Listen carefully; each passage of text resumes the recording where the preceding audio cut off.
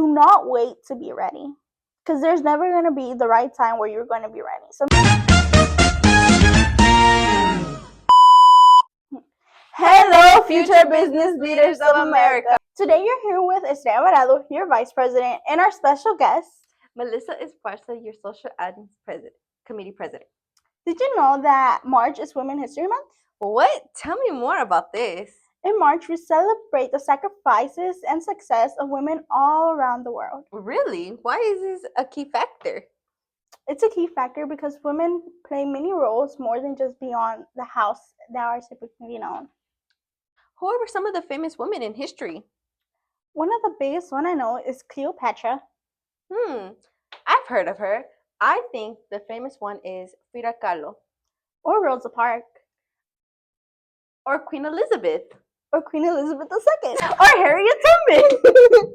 There are so many amazing women throughout history. Many women are stereotypes. We're told that we need to stay home, that we're made to clean and cook, which it is not true whatsoever, right? Yes. There's so many successful women, like people who are in politics, like Kamala Harris. She was our vice president when Obama was in office. She ran to be the first female president of the United States. Unfortunately, she did not win. Hopefully, she runs again when I'm eligible to vote.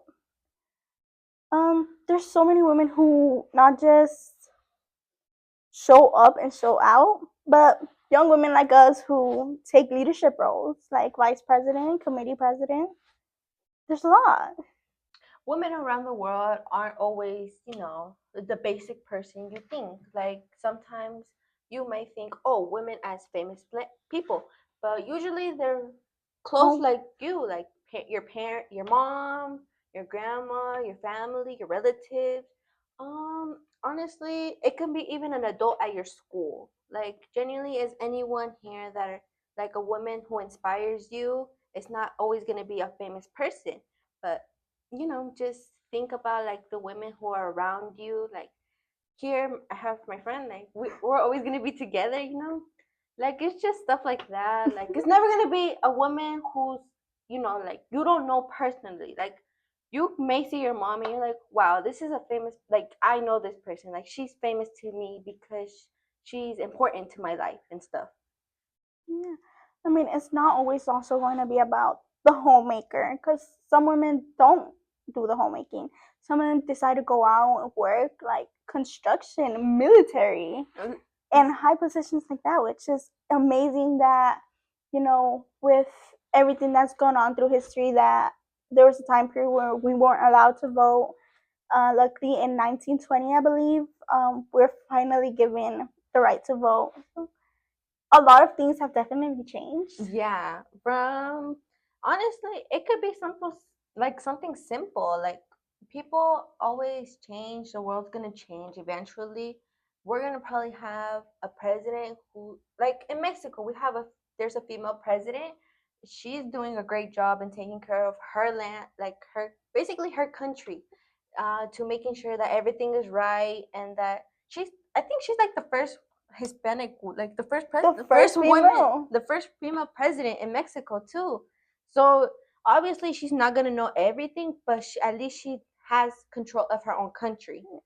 I mean, at the same time, it's always everyone's first time on earth, so there's going to be mistakes.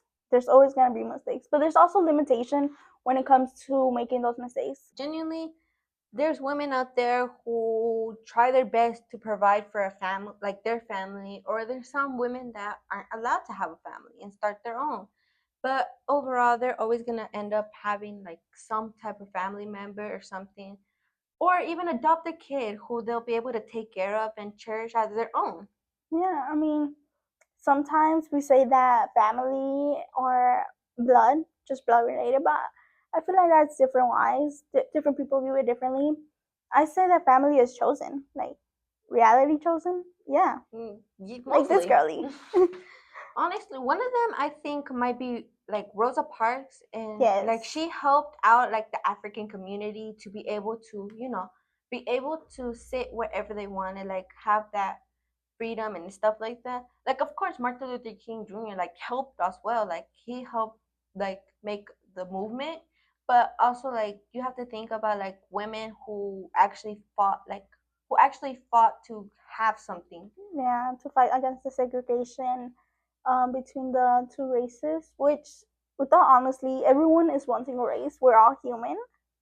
Literally, like there's there's never gonna be a person who isn't a race that you know. Like you're always gonna see them. You're always gonna have to take care, like get to know them at one point. No Yeah. matter how much you hate them or don't like them, you're still gonna have to. They're still considered like your family. Yeah, I know we started pretty political, but hey, some things just need to get said. Reality is reality, and we can't ignore that.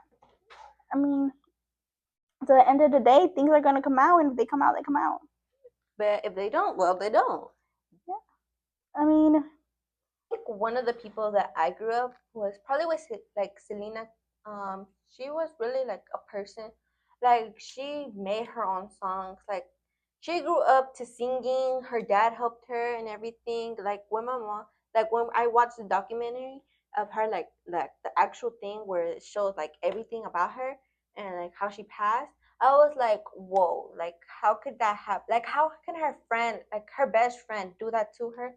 Because of jealousy, you know? yeah, Because at the end of the day, you should be proud of the people, like especially if you're friends with someone, you should be proud of them. Like you shouldn't give up on like things like that because you're jealous, you know?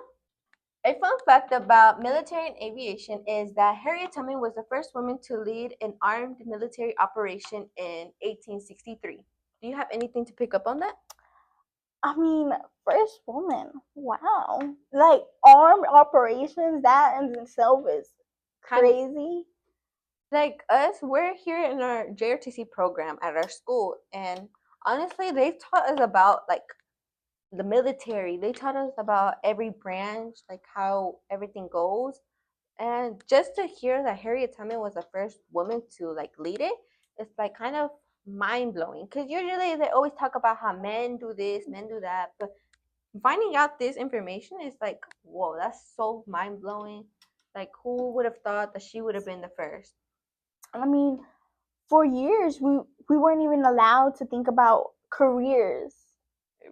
Like, for us to now be able to join the military, to work in hospitals, become lawyers, in itself is a very high accomplishment, in my opinion. It really is because genuinely, like a lot of people think, oh, like these jobs are for men. Like you regularly see men doing jobs supposedly, according to everyone. But honestly, women impacted a lot of jobs now. Like a lot of women do construction working. They work. They're in the military, or they're even in school still, like and stuff like that. Just to see women like empowering, like the world is super mind blowing because at one point we weren't allowed to do any of that stuff. Like we had to be taught.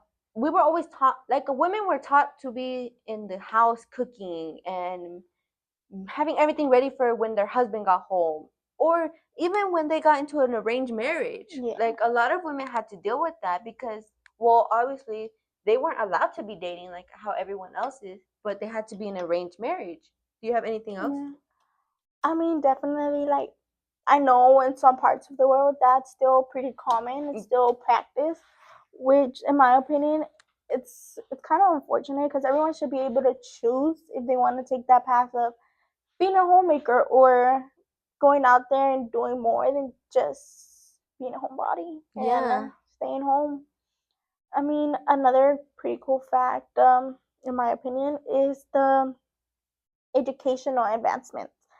Um, in 1972, the they prohibited sex-based discrimination in federal funding for education, which is basically federal funding. It's where they give us money for our education, which is no longer based on race. Now it's based on education, Yeah. GPAs, academics. Mostly attendance. Like you have to be there every day. Well, even if you're sick, like if you have an excuse Yeah, or like you excuse. told your professor and stuff, they shouldn't mind. but genuinely just hearing like how you like used to have to do that is like kind of crazy, you know? Cut me on this, but I remember seeing in an article that women are officially now getting the most doctoral degrees, more bachelor's degree, going into law school, the medical rounds, and a good percentage into the army, which those are the three main categories when it comes to the workforce. It really is because usually you always no one's ever gonna be like, oh, a man's gonna do this job better than a woman Yeah. because genuinely at at every rate, they're gonna take their own time. They're gonna be at their own pace. If a woman is faster than a man, then that's better than anything. But obviously, you're gonna see men who's gonna think, oh, women are supposed to be in the kitchen and stuff like that. But generally, women just want to be in school. Like they want to continue. Like especially like my mom, she wasn't allowed to continue school because like there wasn't really school in Mexico to take, and she transferred here, but then she went back. And then she genuinely like she inspired me to continue school. Like I remember I didn't like coming to school. Like freshman year I did not want to be at school. But she inspired me to like come to school and focus on my education because she didn't have that privilege. Mm-hmm. For an instant, back to what I was talking about, Frida Kahlo. It technically like she used art to express her pain, her culture, and her identity of who she really was. That's why she really inspires women, like girls these days, honestly.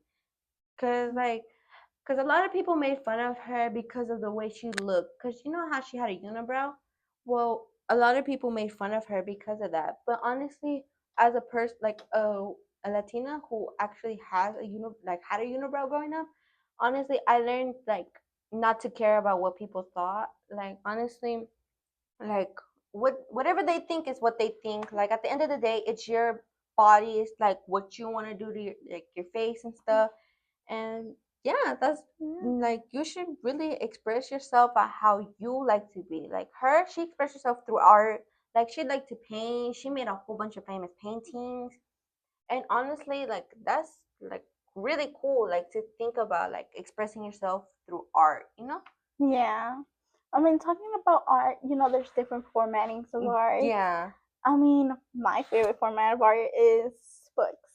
I brought this out last episode, but I love books, and some like very famous current authors are Rebecca Yarros, Laura Robbins, Chloe Wash, Layla Painter. I love her books. They're so freaking cute. And there's a lot of newer artists coming out. Like I have a friend, she wrote A Twist in Faith. Her name is Laura Barker, which go check out her book. It's so cutesy. It's so romantic. See, um, I don't know. We come unprepared to podcast. By the way, we kind of just sit down and record. Yeah, we don't have a speech. Like we're trying to think of things and find things. As we go. Like whatever comes into mind is kind of what we blur out. Okay. Well, there's also like a whole bunch of other things as well, like women in the music industry, such as Beyonce and Taylor Swift and all those other women like who bring out the best of themselves by songs. Like Olivia Rodrigo, she started singing because of a heartbreak. A heartbreak. That's how she got famous. Like she started singing over a heartbreak. Like I remember her from literally when she was on a different. She was an actress. Yeah, actress. On Bizarre Park, no? Yeah, I think so. So I know her from there. And then when I seen her come out with music because of a heartbreak and she blew up, I'm like, whoa, like that's so cool. Like women these days, like there's different jobs and stuff. But honestly, just think about like her, like Estrella here. She wrote her own book. She sat down. She took like not even like a year. She took months, just months, writing a book. She sat down at her table, like her desk at home, and or at school, even at school, even at school. Like when she wasn't doing anything, she would literally sit down, write her own book. And right now, I think she's studying her. Well, she's almost done with her second book.